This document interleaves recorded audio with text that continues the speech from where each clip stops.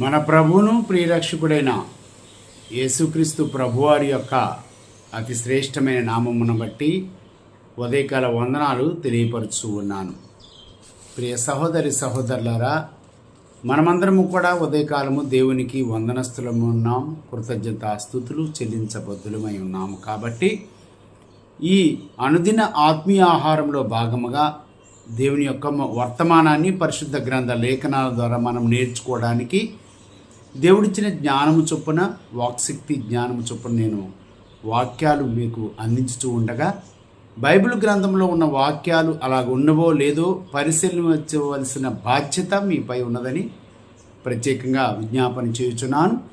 ఈరోజు వర్తమానము దిద్దుబాటు, పరివర్తన కల జీవితాలు, పరిపక్వమైన జీవితాలు ఎలా ఉంటావో, దిద్దుబాటు అనంగలోనే జ్ఞానమునకు మూలము అంటాడు. దిద్దుబాటు అనేది జ్ఞాన సంపదమైనవి, జ్ఞానానికి దారితీస్తూ ఉన్నది. ఆ జ్ఞానం ఎక్కడి నుంచి వస్తుందంటే దేవుని యొక్క వాక్యాలు, బైబిల్ చదవటం వలన, ప్రార్థన చేయటం వలన, దేవుని మాటలే పలకటం వలన, విశ్వాసులతో స్నేహము చేయటం వలన, దేవునికి లోబడేవారుగా ఉండటం వల్లనే దిద్దుబాటు, సరిచేసుకునే విధానము మనకుంటుందని ఈ వాక్యాల ద్వారా నేర్చుకుంటూ ఉన్నాం. ఈరోజు పరిశుద్ధ గ్రంథ లేఖనాల్లో రోమీలకు రాసిన పత్రిక అపోస్తలుడైన పౌలు గారు రోమీలకు రాసిన పత్రికలో వాక్యాలను మనం నేర్చుకుంటూ ఉన్నాం.